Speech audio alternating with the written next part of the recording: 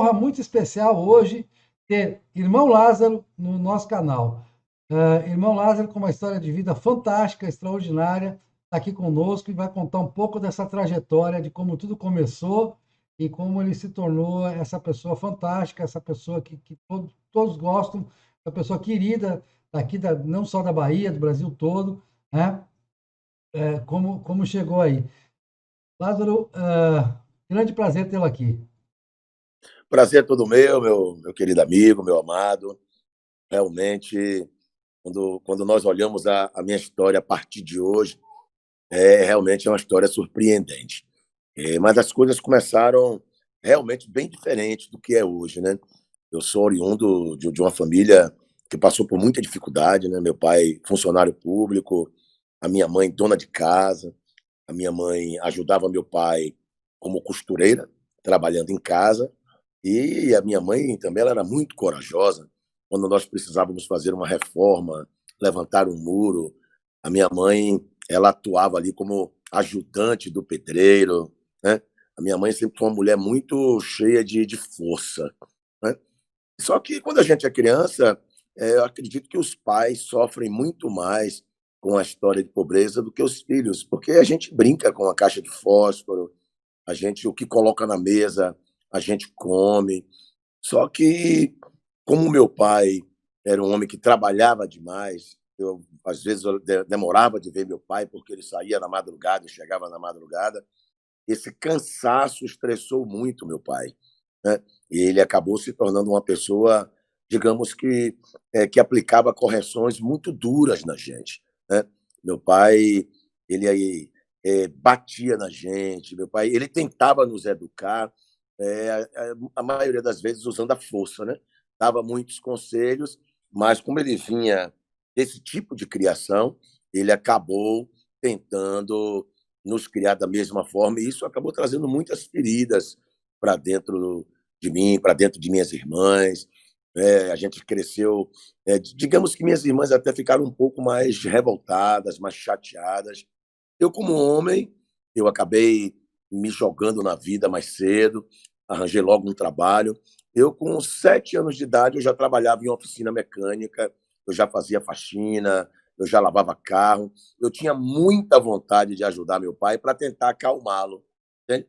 Eu tinha no meu coração assim que se eu conseguisse um trabalho, mesmo criança, se eu conseguisse trazer recursos para dentro de casa, ajudando meu pai, isso traria uma certa tranquilidade para ele. E assim eu fiz.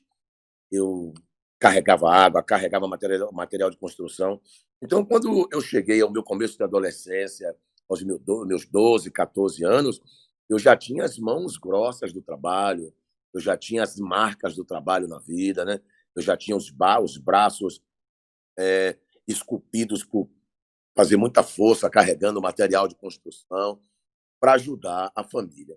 Só que meu pai, ele tinha esse sonho de estudar, de eu estudar, né? E a gente uniu forças ali, eu consegui terminar o segundo grau. E aos 18 anos de idade eu me encantei com a música, né? Foi assim, um momento ímpar na minha vida. Eu passei de frente a uma loja, eu vi um violão verde e foi como se aquele violão me chamasse, entende? Sabe quando a gente tem uma Sim. atração muito forte por algo assim, né? E eu resolvi realmente aprender a tocar violão, Mas resolvi tentar. você já sabia que tinha uma voz especial ou não tinha? Não, não, não. A minha história como cantor começou bem depois, né? O meu É. encanto era, eu queria ser instrumentista. Então, comprei o violão. Depois de um ano, eu já estava tocando, né, em barzinhos. E aí veio o contrabaixo. Depois que eu aprendi a tocar contrabaixo, eu conheci um cidadão chamado Ramon Beisel. Um grande amigo, se tornou o meu mentor na música. E esse Ramon, ele tinha uma banda. Foi a primeira pessoa que me colocou em cima de um palco para tocar com uma banda. E logo em seguida, eu recebi o convite para tocar na banda Cão de Raça, com Edson Gomes. Então, aí eu comecei a minha vida profissional. Só que no ambiente profissional da música, as emoções são muitas. E um dia eu acabei experimentando um cigarro de maconha, um dia eu acabei experimentando a cocaína. Isso foi um baque muito forte na minha vida, porque eu me viciei com muita facilidade. No começo era para se divertir, no começo era para fazer parte de certos grupos, No começo era para ter energia para aguentar a noite inteira. Só que depois, quando eu me tornei dependente, mesmo principalmente da cocaína, e nessa época o dinheiro que eu ganhava já não dava mais para manter. Eu saí da banda Cão de Raça depois de 5 anos ali tocando com Edson Gomes, que foi assim a pessoa que me inspirou, né, na música. Né? O meu grande Sim. sonho era tocar com o Edson Gomes. E aí, realizado esse grande sonho, logo em seguida veio a banda Olodum. Na banda Olodum, eu já usava drogas, né? E, infelizmente, eu acabei transformando a droga no motivo pelo qual eu tocava, porque eu tinha que pagar a pessoa que eu comprava a droga. Eu não conseguia fazer as coisas sem estar drogado. E realmente cheguei no fundo do poço. Quando a gente chega no fundo do poço, a gente acaba arrastando a família, né? E tem algo muito interessante. Quando eu comecei a tocar contrabaixo, quando eu fui comprar o meu primeiro contrabaixo, eu ainda não tinha condições de ter um instrumento bom. E o meu pai deixou de fazer a compra do mês para acreditar no meu sonho.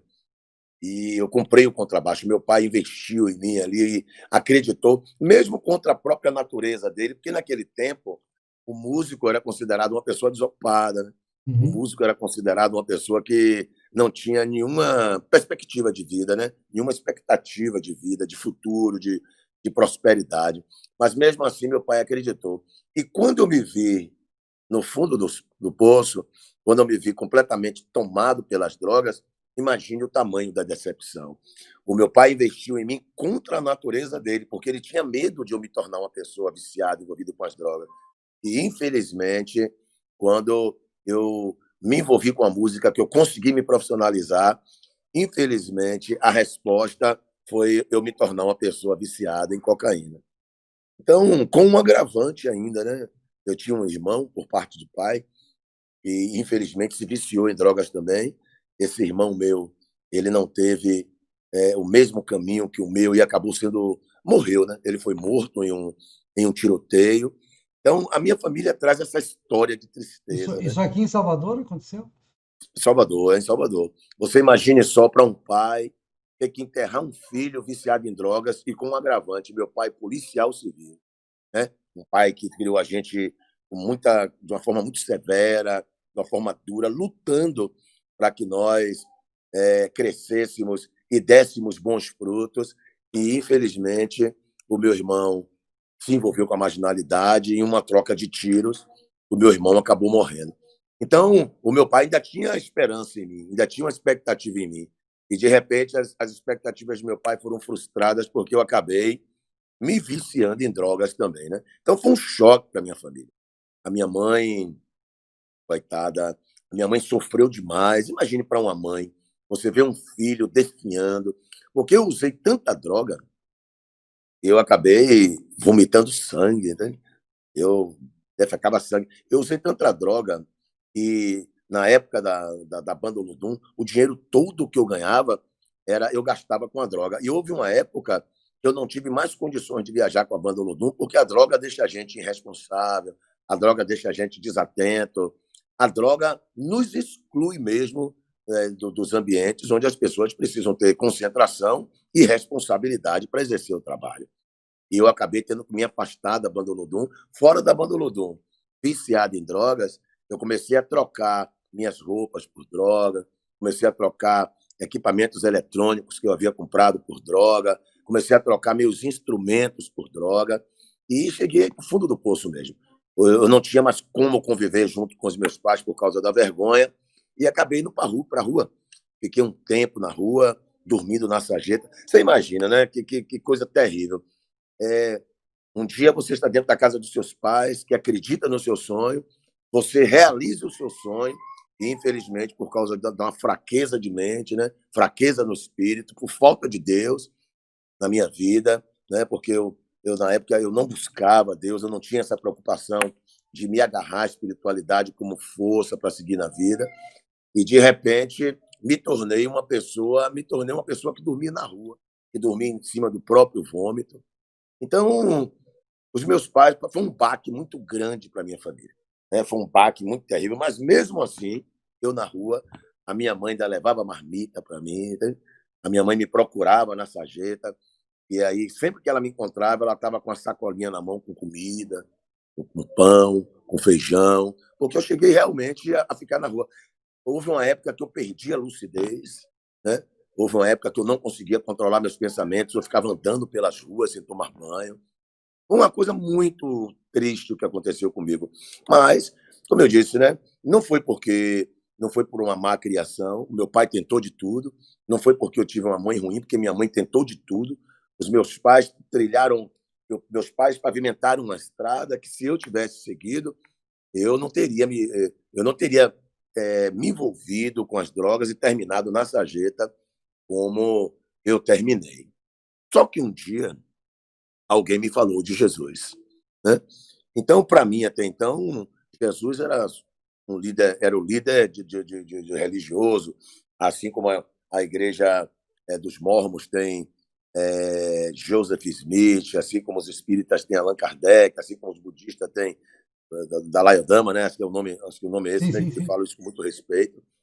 Né? Então, eu imaginava que Jesus era só mais um líder religioso. Quando a pessoa me falou de Jesus, eu imaginava que estava me falando só de uma religião, mas eu tinha uma religião. Né? Eu, eu cultuava a nossa família, a tendência da nossa família era o culto afro. Né? Por força, minha mãe cresceu aprendendo o culto afro, acabou ensinando para a gente também. Só que um dia, ouvindo falar de Jesus, alguém me disse que Jesus não era um líder religioso, Jesus era o Filho de Deus, o Deus que amava todos os seres humanos, entende? O Deus que morreu na cruz por causa de cada ser humano, não por causa de pessoas de uma determinada religião. E isso chamou muito a minha atenção. Nessa época, eu ainda estava basicamente na rua. Nessa época, eu ainda passava muita fome, muita privação, porque quando minha mãe me encontrava, quando ela conseguia me encontrar, eu comia. Quando a minha mãe não conseguia me encontrar, eu ficava com fome. Aí um dia, alguém me disse, Lázaro, saiu um dinheiro de direitos autoral.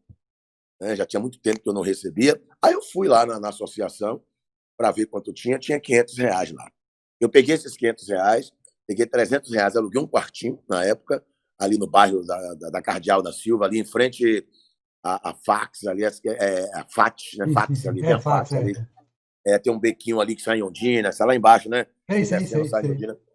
Eu morei ali na casa de seu Haroldo, né? Eu não, eu gosto de falar o nome dele, eu não tenho nenhum problema de falar o nome dele assim em público, porque foi alguém que Deus usou para matar minha fome durante muito tempo. Seu Haroldo cuidou de mim, né? Eu cheguei a ficar devendo vários meses de aluguel, ele não me botou para fora. Então, a gente às vezes priva algumas pessoas, não quer falar o nome, mas eu preciso falar o nome de seu Haroldo porque foi uma mão de Deus na minha vida, assim, né? Foi alguém que me ajudou assim de uma maneira espetacular, né? Espetacular mesmo. Se Deus não tivesse tocado o coração de seu Haroldo, se Deus não tivesse colocado uma pessoa como o seu Haroldo no meu caminho, eu não sei o que seria da minha vida. Então, eu fiquei ali naquele quartinho. A minha mãe descobriu onde eu estava morando, aí ela poderia ir lá e levar comida para mim. Seu Haroldo sempre estava me dando comida também. E, por incrível que pareça, havia um barzinho em frente a esta casa, onde eu morava num quartinho no fundo. E um dia esse barzinho acabou e virou uma igreja, cara. Imagine. Imagino. Era um negócio. Então agora eu ficava ouvindo as músicas, né? As Sim. músicas. Em Aham. frente, a igreja era no primeiro andar, e no térreo tinha uma barraquinha de lanches. E o dono dessa barraquinha era evangélico, né? O nome dele é Márcio, meu Sim, amigo até sim. hoje, né? Um grande amigo. E Márcio, ele me vendia fiado ali quando eu estava com fome. Rapaz, eu vou dizer uma coisa: quando Deus resolve cuidar da gente, ele usa todo mundo, sabia? É Sim. por isso que não dá para tirar pedras em religião, entende, amigo? Não Claro. dá para a gente falar de Jesus como se Jesus fosse líder religioso, porque seu Haroldo, por exemplo, ele não era da igreja evangélica, e eu creio que foi Deus que levantou a vida dele para cuidar de mim naquele tempo, entende? Sim. Muita gente me ajudou, muita gente mesmo. E o Márcio já era evangélico, e ele começou a falar de Jesus para mim de uma forma mais diária, né? Todos os dias. E a gente não entende, né? Esse negócio de o Mar Vermelho abriu. Abriu como? Como é isso? Sim. Como é esse negócio? Aí aquela história de Jesus andando sobre as águas. E a minha mente. E depois eu percebi que o que a gente deve mais atentar em relação à pessoa de Jesus é que ele ama o ser humano. Isso é que é tremendo, entende? E eu descobri que não me sentir amado era a maior ferida que eu carregava na minha vida, porque eu magoei demais meus pais, entende? Eu Sim, entendia porque o meu pai não conseguia demonstrar amor por mim. A minha mãe, inabalável, né? Sempre ali, apesar de eu saber que a minha mãe me amava, mas a minha mãe não tinha um sorriso para mim, porque ela sofria demais. Imagine, qual é a mãe que vai olhar para um filho sorrindo, vendo o filho na sarjeta, né? Vendo o filho passar fome. E nessa época eu viciado em drogas ainda. Todo o dinheiro que eu conseguia era para usar cocaína. Até que um belo dia, eu estava em casa, eu tinha conseguido um dinheiro, uns amigos tinham me dado um pouco de droga, e eu acabei vomitando sangue, né? O meu ouvido começou a sangrar. E, por incrível que pareça, o barzinho que havia em frente à minha casa acabou e se transformou numa igreja. E eles começaram a cantar músicas evangélicas. Eu resolvi fazer uma visita. Eu não queria ser crente, né? Eu não sim. queria me envolver com religião, mas eu fui lá. Mas aconteceu algo assim extraordinário, né? A palavra que foi ministrada no dia sobre o amor de Deus pelo ser humano foi tão profunda e eu tomei a decisão de querer conhecer Jesus melhor. Eu tomei a decisão de querer me aproximar mais dessas questões de Deus, mas sempre com aquela resistência de não querer me envolver com a religião, entende? Eu queria me envolver com Jesus Cristo.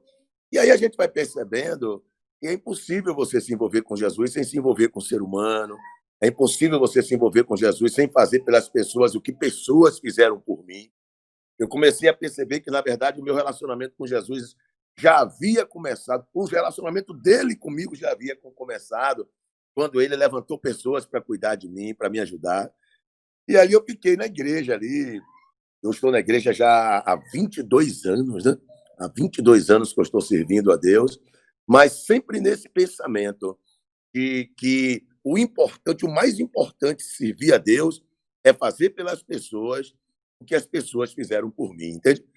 Então, hoje, como evangélico, eu tenho um centro de recuperação, a gente tenta ajudar famílias carentes, mas eu tenho uma convicção de que eu fui ajudado primeiro, entende? Eu fui ajudado primeiro e que quando eu fui ajudado, as pessoas não me perguntaram qual era a minha religião. Quem me ajudou não queria saber se eu fazia parte da igreja, se eu fazia parte do culto afro, se eu fazia parte da igreja. Não quis saber, as pessoas só queriam me Sim. ajudar. Eu vou nessa mesma fé, entende? Quando eu tenho a oportunidade de ajudar alguém, eu não procuro saber qual é a religião da pessoa. Eu só procuro saber se a pessoa já conhece Jesus, entende?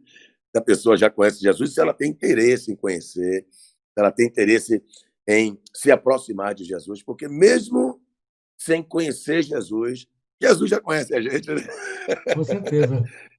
Jesus já conhece a gente, ele sempre se move para nos fazer entender o amor que ele sente por nós. Que eu acho que esse é o grande desafio. O grande desafio é perceber o amor de Deus e tomar posse desse amor, né? Não é simplesmente uma questão de entre na religião e agora você vai ter uma vida boa, venha para a igreja e agora o pobre vai ficar rico. Não é essa a proposta de Jesus. A proposta de Jesus é nos fazer acreditar no amor que ele sente por nós, né? Isso é maravilhoso. Sim, Lázaro, você fala, inclusive, né, a questão a dificuldade de se sentir amado naquele momento, né? E aí você já tinha experimentado, inclusive, o sucesso, né? Então você tinha É, uma memória do sucesso, né? No Lodum é você só fez que sucesso. o amor do fã é um amor muito frágil, entende?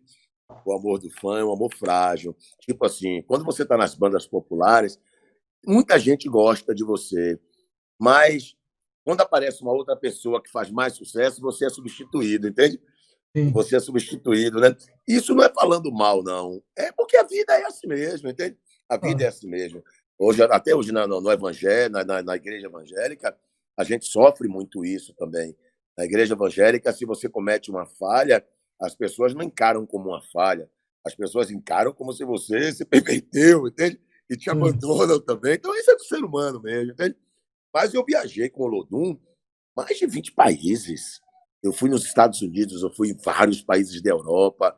A música que eu cantava no Olodum é aquela que diz assim: Oh Lord, I'd like to know where she's now. Dun, dun, dun, dun, dun. Eu estava aprendendo a falar inglês, né? I was trying to learn to speak English. Eu Maravilha. estava tentando aprender a falar inglês. E tinha uma menina, uma inglesa chamada Sara, ela começou a me ensinar. e depois ela precisou voltar para a Inglaterra. E eu praticava ouvindo Bob Marley e escrevendo canções em inglês. Então eu escrevi esta canção para praticar o inglês. Oh Lord, I'd like to know where she is now, if she thinks about me or not. E um dia, na minha primeira viagem com o Olodum, eu mostrei essa canção para o pessoal e eles amaram. Sim, Resolveram gravar. Quando gravaram, a música explodiu no Brasil inteiro. totalmente. Era uma coisa espetacular. Tem aquelas programações, né? Aquelas programações na rádio que, primeiro lugar, segundo lugar, já houve dias dessa música que ficou conhecida como Melô do Pom Pom Pom, está tocando em primeiro lugar em todas as rádios, entende? Foi um negócio espetacular mesmo. Só que, de repente, eu estava viciado em cocaína, entende? Sim, você Eu não, estava você não... viciado. Então, tudo que eu ganhava era para poder manter o vício da droga. Eu não consegui prosperar nessa época, porque a droga é como uma paixão, né? A droga é como uma paixão. A droga ela faz você entrar em uma relação egoísta com ela. Você só pensa nela, tudo que você faz é por causa dela. É muito difícil. Eu, no meu caso, o discurso que eu tenho é que foi a mão de Deus que me libertou. Eu não conseguiria sair sozinho. Eu não conseguiria. E Deus, ele usou o poder dele, usou pessoas para me ajudarem, como eu já falei aqui várias vezes, usou a igreja evangélica, que é o lugar que eu amo de estar, eu gosto de ouvir a palavra de Deus, e a minha vida mudou, né? Eu, apesar de ter chegado na igreja sem nada, zero do que eu havia conquistado na música popular, eu cheguei na igreja com a roupa do corpo. A minha primeira camisa nova, depois que eu me converti, foi num bazar da igreja que eu comprei duas camisas, cada uma por R$ 1, que o irmão tinha me dado R$ 2. Né? Então é uma história incrível, né? Quando eu lembro assim, eu fico imaginando, meu Deus, foi comigo que aconteceu isso. É um negócio tremendo. Só que quando Deus dá um dom a alguém, né? Como Deus havia me dado o dom da música, Deus não toma dom, entende? Sim, Vocês estão me ouvindo aí, se você tem um dom de Deus, Deus não toma dom, independente do que aconteça com a nossa vida. Pelo contrário, eu acredito que Deus vai criando circunstâncias para que a gente use os nossos dons para o bem, para ajudar pessoas. E na igreja eu comecei a tocar violão, né? Comecei a cantar, e a igreja começou a encher, as pessoas vinham me ouvir, falar de Deus, cantar músicas para Deus. Eu gravei o meu primeiro CD, gravei o segundo. Depois de 8 anos na fé, eu gravei o meu primeiro DVD, e foi assim, sucesso no Brasil inteiro, em várias partes desse nosso planeta, onde tem um brasileiro que ouve música evangélica. Foi tremendo. Foi 100 vezes mais do que na banda Olodum. Imagine que coisa tremenda, né? sim. Porque na banda Olodum, eu não fiz sucesso na banda Olodum. Quem fez sucesso na banda Olodum foi a música. Então a música era atribuída à banda Olodum. Nunca foi atribuído a mim. Por exemplo, eu fiz aquele sucesso todo na banda Olodum, mas ninguém me reconhecia na rua, não tinha, as pessoas não me paravam para tirar foto, porque era o Olodum. Quando eu estava com o Olodum, sim, né? Quando eu estava Sim. com o Olodum, havia toda aquela aceitação popular e tal. Mas na igreja, não. Na igreja foi uma relação, Deus que construiu uma relação realmente entre mim e as pessoas, né? É tanto que hoje, para a glória de Deus, eu sou uma pessoa conhecida nesse Brasil inteiro, e onde eu viajo pelo mundo que tem um brasileiro que já ouviu falar de Deus, que já ouviu falar das canções que falam de Deus, me conhece. Um dia desse eu estava em Roma, em uma fila para entrar em um ponto turístico, e alguém bateu em minhas costas e disse assim: eu conheci você pela voz. Então a gente fica muito satisfeito, né, irmão, com essas coisas. Não, e é uma voz muito especial, né? É uma voz marcante desde aquela época, né? Daquela coisa. E você teve o Olodum no auge também, né? Foi uma coisa, quer dizer, foi o auge do Olodum, né? É, os anos O 2000. auge do Olodum, tinha ali junto com a gente, né? Eu entrei depois, quando eu cheguei, já tinha ali Pierre Onassis, Henry Sim, Veneno, Marquinhos, Tânia Santana, Fernando de Itapuã. Então, eram figuras que eu era fã, né? Figuras que eu admirava no mundo da música. E, de repente, eu estava ali no mesmo palco com eles, cantando uma música de sucesso nacional, uma música de minha autoria. Então, foi um negócio espetacular, foi algo assim inexplicável. Só que depois, mas infelizmente, misturado a todo esse sucesso que eu fiz no Ludum, eu acabei entrando numa curva errada e colidi com as drogas, e eu destruí minha vida naquela época. Todo aquele sucesso, eu lhe digo que de todo aquele sucesso, só sobrou uma calça e uma camisa Foi o primeiro dia que fui para a igreja. O que sobrou? Sobrou nada. O tráfico, a droga levou tudo. Tudo que eu conquistei com a banda Olodum, infelizmente, por uma decisão errada minha, né? Claro, o Olodum me deu a oportunidade de sucesso, a oportunidade de ganhar um pouco de dinheiro, mas uma escolha errada que eu fiz, uma escolha pessoal, acabou me jogando no fundo do poço. Quero até aproveitar a oportunidade para mandar um abraço para João Jorge, uma figura que acreditou em mim ali na banda Olodum, uma figura que me deu o maior incentivo, entende? Figura que me deu a mão ali no Olodum. Então, o João Jorge é uma pessoa que eu trago no coração com muito carinho, tanto o João Jorge como a galera da percussão ali, né? Grande, Negão, aquela galera toda ali, né? Os nomes às vezes fogem da mente, mas aqueles mais de 20 homens que viajavam com a gente, Totti, Bira Jackson, pessoas com quem eu fiz laços de amizade, e até hoje, quando eu encontro, eu me sinto muito bem em poder abraçar essas pessoas. Maravilha. Agora, você tem um centro de recuperação, né? E eu imagino que no centro de recuperação, essa sua história é inspiradora para quem procura o centro, não? É verdade, a minha vida acaba servindo de inspiração realmente para as pessoas. Esse centro de recuperação está aberto há quase 10 anos.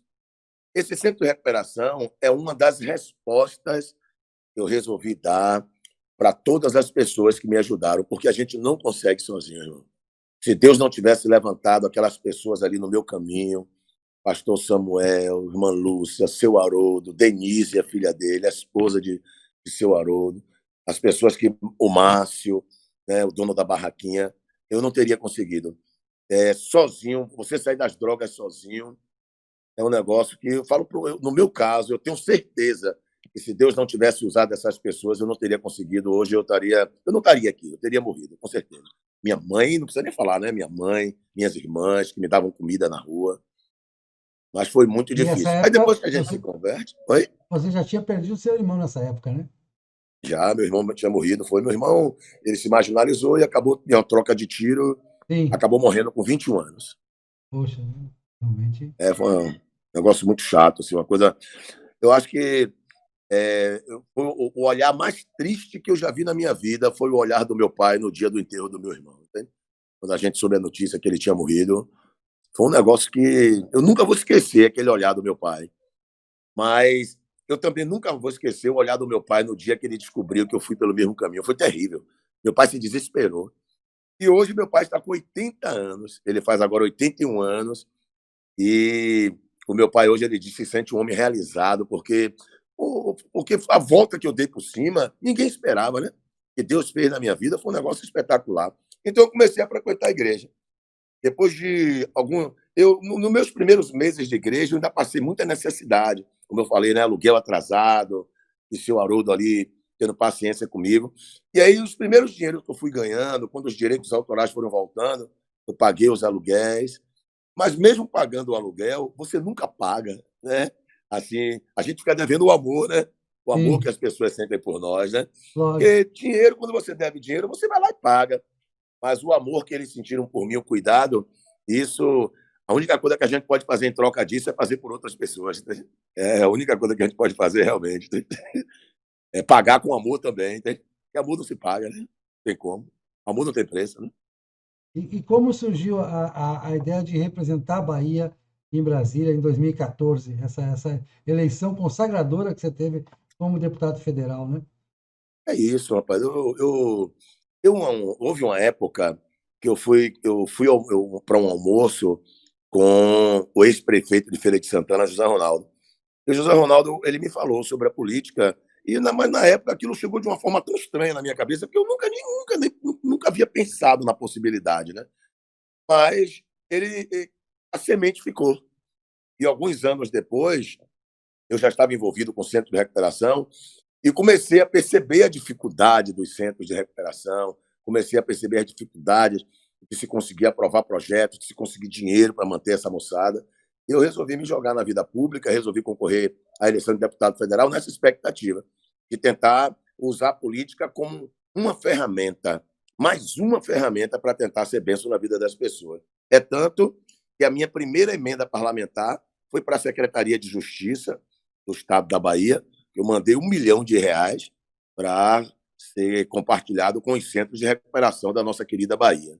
Eu sempre me preocupei muito também na política em combater os projetos que vêm contra a família, sempre me preocupei com a violência doméstica, me preocupei muito com a questão da droga também, porque existiam alguns deputados que queriam legalizar o uso da droga, que queriam legalizar o porte da droga. Então, eu já usei droga, eu sei o estrago que a droga faz na vida de uma Sim. pessoa.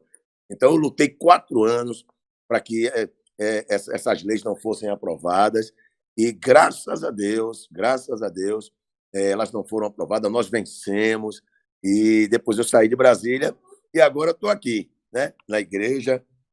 Depois que eu abri o Centro de Recuperação, me deu esse desejo, né, de entrar na vida pública, ganhei a eleição para deputado federal, defendi essas bandeiras, como ele disse. Depois de 4 anos, saí de Brasília e hoje a gente vive aí cuidando do Centro de Recuperação, a gente vive cuidando da igreja, a gente vive tentando demonstrar pelo ser humano o mesmo amor que seres humanos demonstraram por mim. E você que está me ouvindo aí agora, você que estou recebendo essa rica oportunidade de você, meu irmão, essa rica oportunidade de me comunicar com seus ouvintes, com seus telespectadores através da internet. Eu digo, quando você for ajudar alguém, não se preocupa com religião. É ser humano. É ser humano. Eu tenho essa marca na minha vida porque Jesus usou pessoas de várias religiões para me ajudar, pessoas que não queriam saber. É como o samaritano. A Bíblia diz que tinha um rapaz caído no meio do caminho porque tinha sido espancado por bandidos. Passou um sacerdote, não ajudou. Passou um levita, não ajudou. E quando passou o samaritano, que ajudou, o samaritano não quis saber se ele era judeu, se o rapaz que estava caído era grego. Ele só quis ajudar. Então, você que está me ouvindo, se você tem Deus na vida, só queira ajudar. Só queira ajudar. E você vai ver que você vai colher frutos maravilhosos no futuro. Pessoas vão testemunhar como é maravilhoso, como eu estou aqui hoje, testemunhando, falando de pessoas que me ajudaram na caminhada. Né, meu irmão? Em 2018 você tinha uma reeleição certa para a Câmara Federal. Era certa Uhum. essa reeleição. Se você se candidatasse a deputado federal, porque você veio de um mandato bem reconhecido, eu acho que você teve um bom retorno do mandato, né? As pessoas Uhum. falavam do seu mandato, por uma inspiração para ajudar o grupo, né? Numa candidatura que você sabia difícil para o Senado, né? É. Mas você fez essa questão para o grupo, para as pessoas né, que estavam dessa linha política na Bahia, né? A gente teve que tomar decisões, foram decisões muito importantes e muito duras. Por exemplo, a decisão de eu sair candidato ao Senado, a decisão do José Ronaldo ter saído candidato a governador, uma decisão muito mais difícil ainda, que foi a decisão do ACM Neto não ter saído candidato ao governo. Então, é porque quando você faz parte de um grupo, eu acho que soa basicamente como eu falo de seu Haroldo, como eu falo de Márcio. Eu acho que quando um resolve ajudar o outro, a gente às vezes não, a gente deve fazer certos sacrifícios, entende? Eu acho que vale a pena, quando você faz parte de um grupo, você dar as mãos e apostar mais no projeto coletivo do que no projeto pessoal. Então, hoje eu tenho um projeto, o projeto que eu estou inserido hoje é um projeto coletivo. É um projeto que a gente vem esses últimos 4 anos, aí, esses últimos 2 anos, mesmo fora do mandato, mas construindo, a quem sabe, nós termos um aliado nosso no governo da Bahia no próximo mandato. São coisas que a gente faz o sacrifício, mas para construir um futuro, para tentar ajudar mais pessoas, entende? E eu acredito que vai dar certo, em nome de Jesus. Assim como na política, no meio cristão, eu já vi depoimentos de várias pessoas que você é reconhecido, você é querido por todos, você não é uma pessoa que divide, que vai só para um lado, né? E desagrada outras pessoas, né? Tem pessoas no meio cristão que não são bem queridas por outras pessoas cristãs, né? E você, entre todas as denominações, é querido. A gente agradece, né? A gente agradece os irmãos. A gente tenta, não é que a gente tente agradar os dois lados, mas a gente tenta olhar para a humanidade. A gente tenta olhar para o projeto que ampara pessoas. Por exemplo, a Prefeitura de Salvador tem um projeto maravilhoso de amparo a pessoas que vivem na rua. Agora vem a eleição para vereador. E, porventura, né, a gente conseguir a vitória nessa eleição para vereador, o que é que eu vou fazer?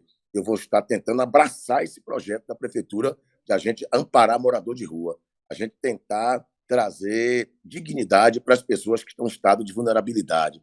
Uma outra coisa também que eu acho fantástica é a questão da creche comunitária. É uma realidade fantástica, Sim. porque alguns pais, às vezes, deixam a criança na creche para a criança não ficar em casa passando fome. E os professores das creches são pessoas ainda mais espetaculares ainda. Existem algumas creches comunitárias que os professores levam comidas de suas casas para dar às crianças nas escolas. É um negócio tremendo. Então, são coisas assim que, se eu conseguir entrar na vereança, se eu conseguir uma cadeira na Câmara Municipal de Salvador, eu vou abraçar esses projetos com as duas mãos e vou tentar fazer valer esses próximos 4 anos da minha vida, no que diz respeito à defesa dessas pessoas em estado de vulnerabilidade e essas crianças que estão em escolas comunitárias. Vai conseguir, com certeza. Isso aí a gente aposta muito. Claro, nunca, Concordo. nunca, você mesmo disse na reunião que eu estive, nunca se pode contar de véspera, né? A gente sempre tem que É buscar, verdade. buscar o último voto, né? É assim que se garante uma eleição. Mas eu acho que merece, né? Tá, é uma representação valiosa para a cidade de Salvador. Né? E eu Obrigado, meu fico, irmão. fico com uma grande admiração, Lázaro, e dizer que eu vou querer sempre ter essa oportunidade, agradecer essa oportunidade e dizer que, que sempre vai ser uma honra poder conversar com você e falar assim para o público do Brasil todo, né, para ele conhecer esse exemplo seu, que é um exemplo que deve ser conhecido. Eu acho que a história de vida que você tem que ser conhecida, né, para as pessoas terem esse exemplo, e esse bom exemplo que você dá, de ter passado pelo que você passou, ter passado as dificuldades que você passou e ter superado tudo isso. Meu amigo, muito obrigado por ter me dado essa oportunidade. Realmente é uma honra poder participar aqui junto contigo. Eu sei que esse é um espaço especial. Te conheci pessoalmente, te percebi a pessoa humana que você é. Sei que estar aqui sentado com você é um privilégio realmente para mim, uma honra, entende? E eu espero que a gente possa, assim, durante o curso aí da vida, aí a gente possa estar batendo muitos papos, que a gente possa estar caminhando junto, tá certo? Vamos Deus caminhar juntos, abençoe, meu sim, irmão. com certeza. Grande abraço. Grande abraço, querido.